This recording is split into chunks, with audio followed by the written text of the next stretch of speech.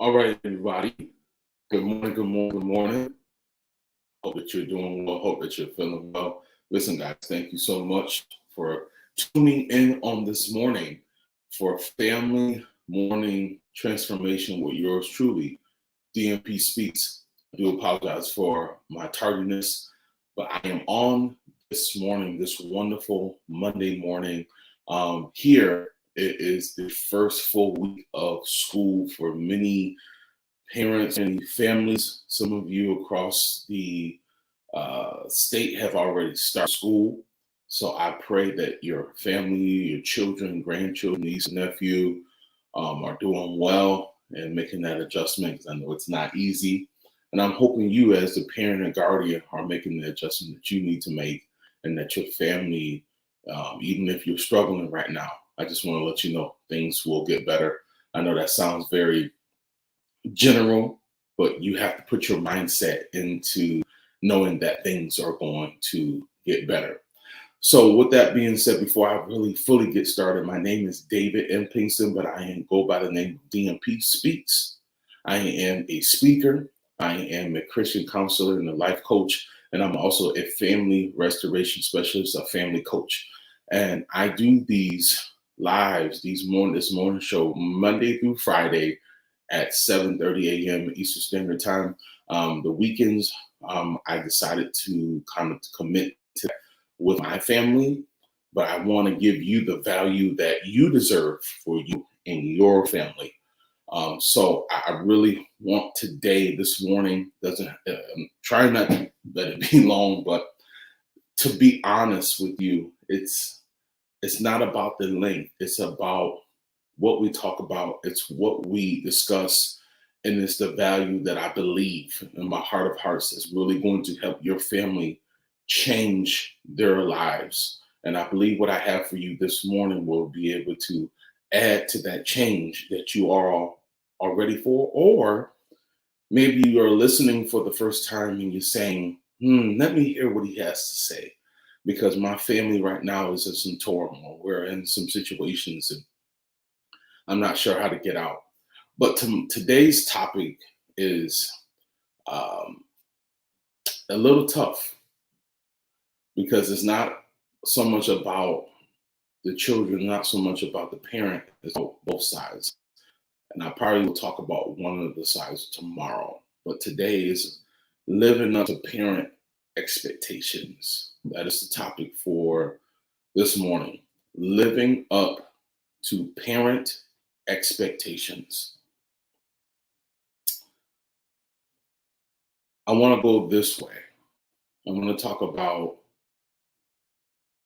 children, your child, your grandchild, living up to your standards. Now, there are great standards that we should all have, right? I had standards.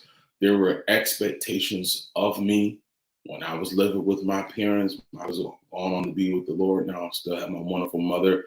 Hey, mama. She don't get to watch this yet, but she will. So I want to give a shout out to her. But anywho, there are always expectations that they were looking for. And I grew up in a very, I won't even say, I won't even call it religious background because religious could be just a formality. We were brought up in a very spiritual, traditional, Pentecostal apostolic home. So there was no loud music. It was no hanging out at people's houses or people coming in and out of our house. There were standards. We went to church 3-4 times a week, Sunday morning, Sunday night, Tuesday Bible study, Thursday night evangelistic service, and then Saturday we had morning prayer, and then we had rehearsal. If you were in the choir, and I was all in the choir because I was musicians, I was the drummer.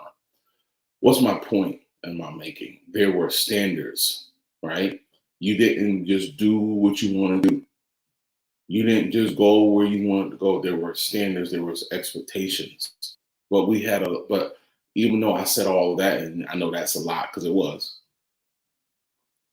but there was an expectation for me to be myself or who God has called me to be. So that was that was one of the biggest expectations, to show respect and show honor, get the best grades that you could get. Because if I could be honest and transparent, my father, um, God bless him, but he never had an opportunity to graduate because he was born in the 20s, the 30s.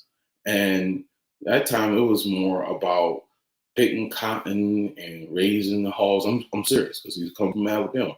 So he didn't have the opportunity to do those things, but he wanted me and my sister, love you, Sue, um, to do the best that we could, because he know he didn't have the opportunity, but God still tremendously, I said again, tremendously blessed him in his workability.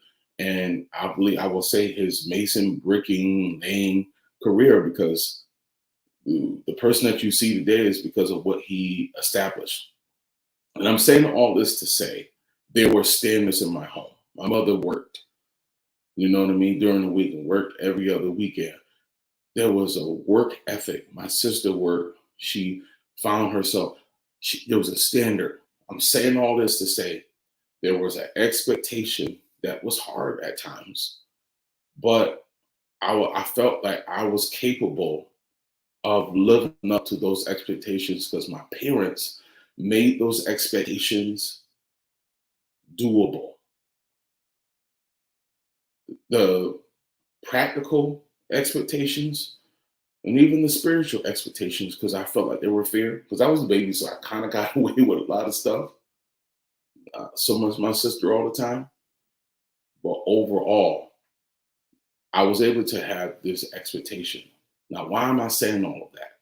Because my household was different than yours. How you grew up was different than mine. My expectations might have been totally different than yours. And you might have grew up similar, but the expectations in your home, living up to what your parents want you to do, was different. And a lot of children struggle with that. And I'm gonna tell you why a lot of children struggle with parent expectations. But if we can be honest, parents, and I might have to talk about this in a private Zoom that I'm going to be doing, further conversations. That's going to start out next month in October. So look out for some private conversations that we have on these.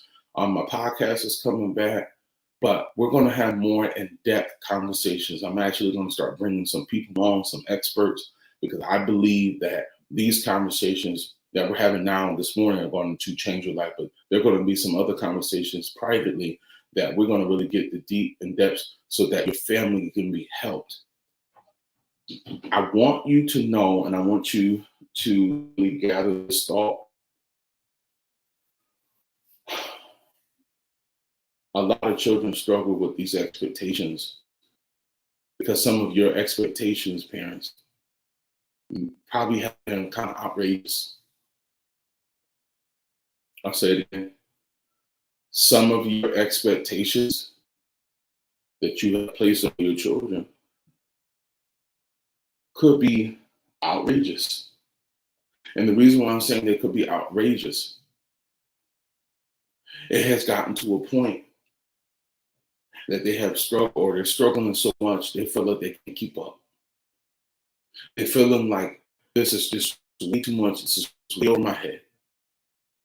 I'm doing the best that I can, but you still don't. Some kids don't feel like you even see that they're working toward it. Because there's one thing for your child to struggle, and you acknowledge that, but you can also tell them, hey, this is my expectation of you. I'm still looking for you to do that, but I'm going to help you here. But I need you to really, really do your part. I need you to take initiative. I need you to focus. That's one thing. There are some expectations that parents have out there that if you don't hit that, they pretty much tell you that you have failed. And that's not fair.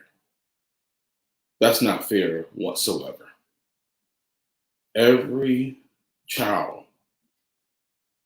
should feel supported in their endeavors and their goals when it comes to their mother or father or grandparent, whoever is covering them and watching over them, feeding them, giving them shelter.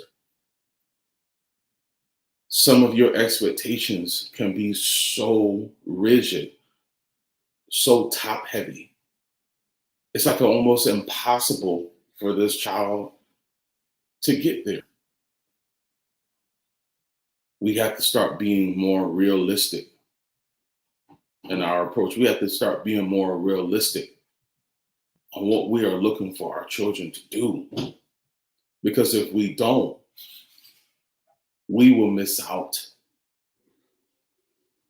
We really miss out on what is needed. We'll miss out because our children will feel,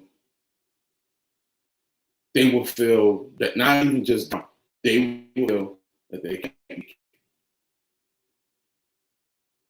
They will feel, I don't know if I could do this anymore. This expectation, every time that I try, you see that they might tell the parent, I feel like when I try it, it's never good enough.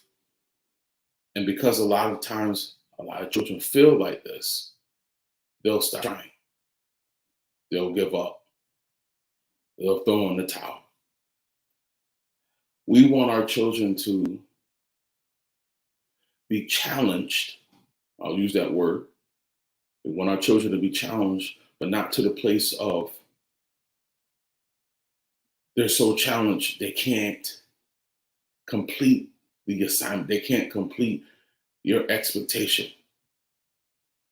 Life is already hard, right? So I'm not saying not to be on them because I'm on my child, I'm on my niece.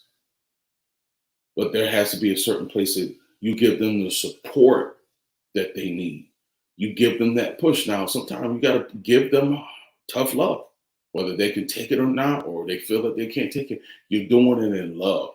Sometimes some parents are not doing it in love because they, if we could be honest, some of you have these expectations of your child because there are certain things that you couldn't do, right? And so what I'm saying is, there's nothing wrong. If you weren't able to do it and you're looking for your child to do better than you, that's a great thing.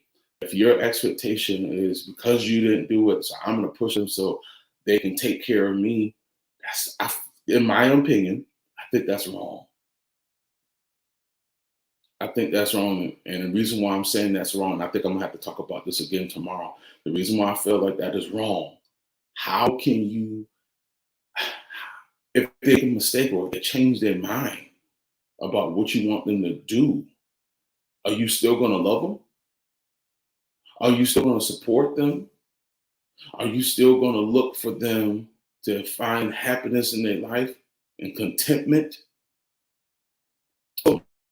He loves playing football. He wants to go to the league, and I believe he's going to go to the league, the football league, National Football League. But I told him, whether you go or you don't go, I'm still going to be proud of you. I'm still going to support you.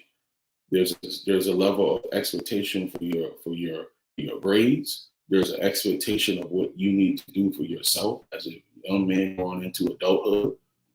But whether you make it there or not, I'm still there. You have to let your child know that every single time.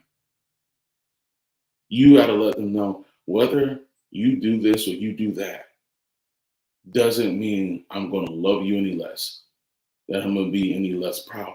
The only time that I will be upset is that you didn't put the effort in. Because I don't like using the word try. Try is like a 50-50 kind of word. It's like you can or you can't. You could, but you won't. It's like 50-50. You got to put the effort in. If you want to see things come to pass, you got to put your effort in. And I know there's a lot of parents have those good expectations. And the reason why I talk about this today, some expectations, again, and share this with somebody, some expectations are unrealistic. Some expectations are harsh. Some expectations have no love behind it. Some expectations can drive a child crazy. Putting so much pressure So much pressure to do something that you know they probably can't do. Some of you parents are trying to live your life through your child. You know what I mean by that. You're trying to live out your dreams through your child because you couldn't do it. So you put all of this heavy weight on them, and you don't do it with love. You don't do it with compassion.